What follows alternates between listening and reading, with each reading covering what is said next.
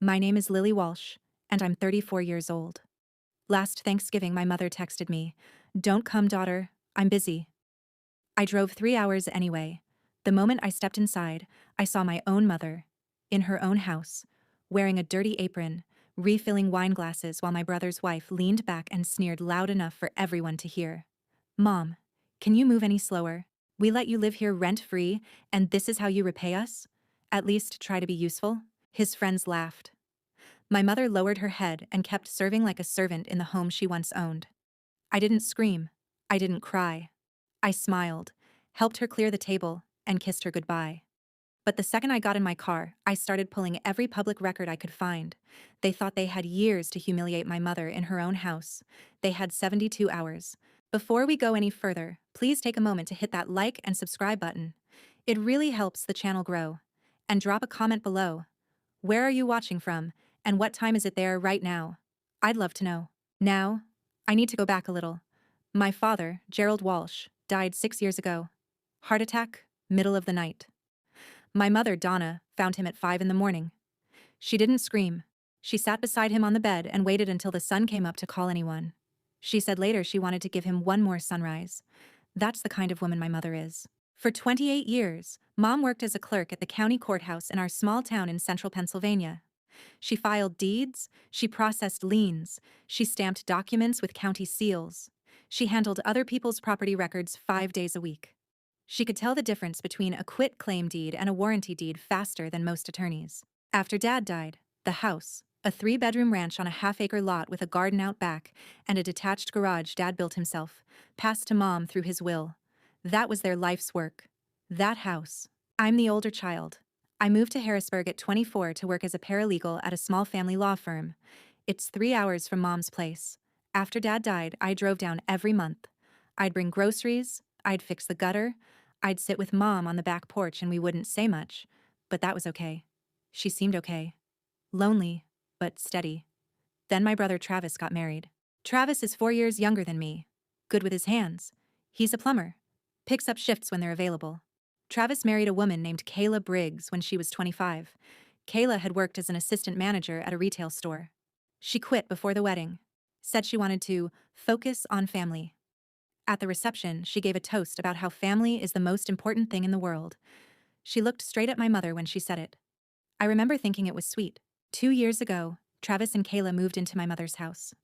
To help Mom, Travis told me on the phone. She shouldn't be rattling around that house alone, Lily. Kayla and I can take care of everything. You don't need to drive down every weekend. I believed him. I stopped visiting as often. Once a month became once every 2 months. Travis said Mom was busy. Kayla said Mom was doing great. Mom said she was fine. Nobody asked me to come. So I didn't push. That was my first mistake. Trusting the people who were supposed to love her. Because I'm fine is the most dangerous sentence in the English language when it comes from a woman who's been trained to say it. Here's what I didn't know at the time. Within the first 3 months of moving in, Kayla rearranged the entire house. She took the master bedroom, my parents' room, the one with the window seat Mom and Dad installed together in 1998. She moved Mom into the back bedroom, the smallest one, the one that used to be Travis's childhood room with the slanted ceiling and the baseboard heater that clicks all night. She replaced the living room furniture with pieces from her old apartment. She changed the locks, for security, and gave Mom a key to her own house. Mom didn't argue. She told me Kayla was freshening things up. Kayla also took over the mailbox, the bills, and the Wi-Fi password. She set up grocery delivery under her own name and account. She told the neighbors that Donna had decided to step back from hosting for health reasons. She created a quiet, thorough erasure of my mother's authority in her own home. And she did it all with a warm smile and the language of concern. When I'd call Mom, the conversations got shorter. Mom would say, "Everything's good, honey. Travis and Kayla are so helpful." Same words every time, same tone, like she was reading from a card taped to the wall. I didn't see any of this happening, because I was 3 hours away, and because my brother said, "We've got it covered, Lily. Focus on your job." And I did.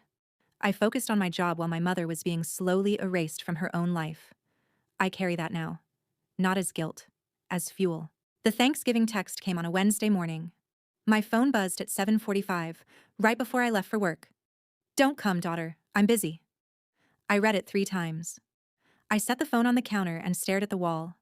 My mother has never once in her life called herself busy. She says tired. She says fine. She says blessed. She says, don't worry about me. Busy is a scheduling word. Busy is what you say when you're managing something. My mother doesn't manage. She endures. That text didn't sound like her. It sounded rehearsed. I left work early that afternoon, packed an overnight bag, and got on the interstate. 3 hours later, I turned onto the 2-lane road that leads to my mother's house. It was dark. Travis's truck was in the driveway. 2 other cars sat on the lawn. I didn't recognize either one. Bass from a speaker thumped through the front windows. Silhouettes moved inside like a party was happening. I knocked. Kayla opened the door. Her smile appeared half a second after her eyes registered me. That delay, I'll never forget it. A half second where her face said, "Why are you here?" before the mask slid on. She was wearing a fitted black dress and gold earrings.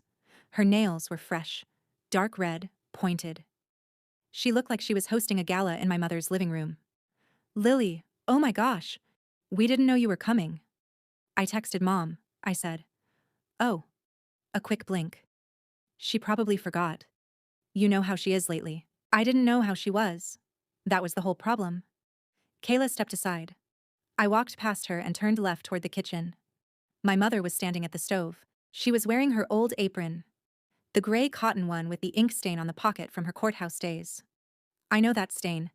She got it in 2003 from a leaky pen while processing a subdivision filing. She used to joke about it. Now the apron looked like it hadn't been washed in a week. Her hair was pulled back in a loose knot. Her hands were red, raw at the knuckles, the skin around her fingernails cracked. 3 pots were going on the stove. The oven timer was beeping. A full sink of dishes sat behind her. She was stirring gravy with one hand and trying to load the dishwasher with the other. In the dining room, Travis sat at the head of the table. My father's seat. That hit me like a slap. When I was a kid, nobody sat in that chair but Dad. After he died, nobody sat there at all. Now my brother was in it, beer in hand, telling a story to 4 friends I'd never met, a game on the TV behind him. Kayla sat at the other end, wine glass half empty, plate clean. Not because she'd eaten, but because she hadn't served herself. My mother would bring her plate. That's how it worked now. I counted the chairs. 6. Travis, Kayla, 4 friends. No place setting for my mother. Not even a folded napkin. No chair for her at all. "Mom?" I said softly. She turned. Her eyes were red at the edges, but she smiled. The automatic kind. The kind that costs nothing because you've done it 10,000 times. "Lily, why did you come?" It wasn't anger.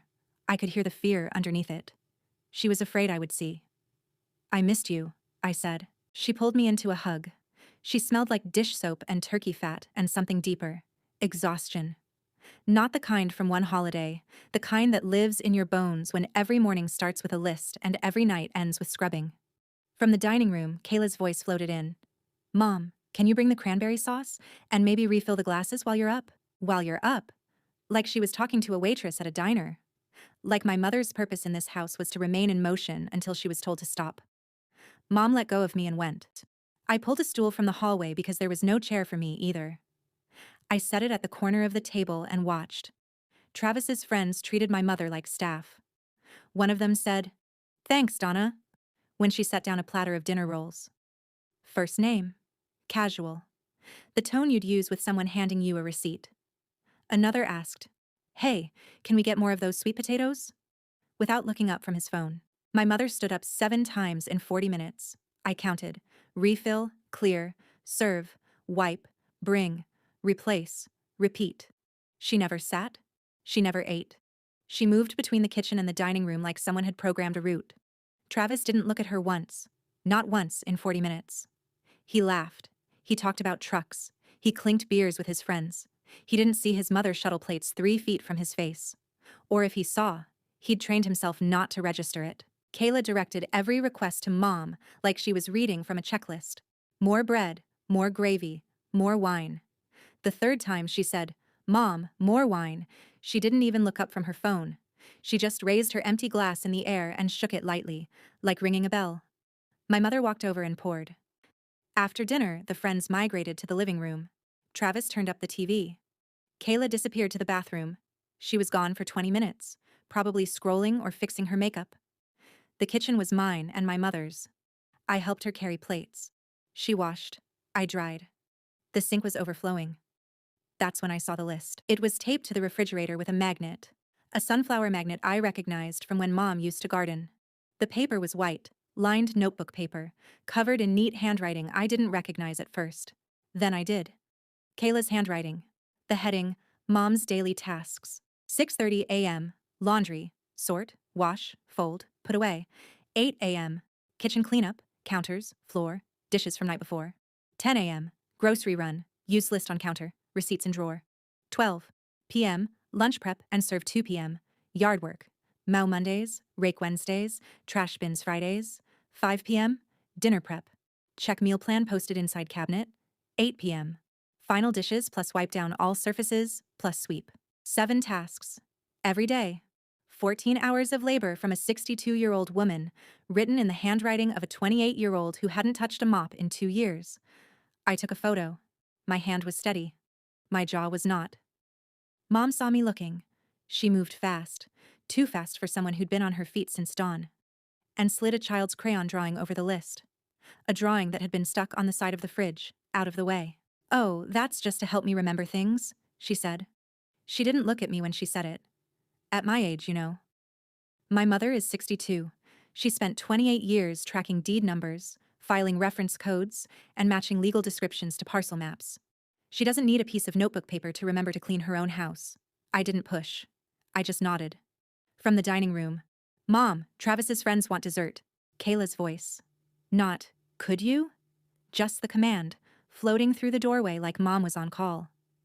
My mother said, "Excuse me, honey," and walked away carrying a pie she'd baked at 5 that morning. Later. The friends left. Kayla and Travis went upstairs. I heard the bedroom door close, then laughter, then the TV in their room. Mom and I were alone in the kitchen. She was wiping the counter. Slow circles. Over and over, like she'd forgotten what she was doing, but her hand kept moving. "Mom," I said.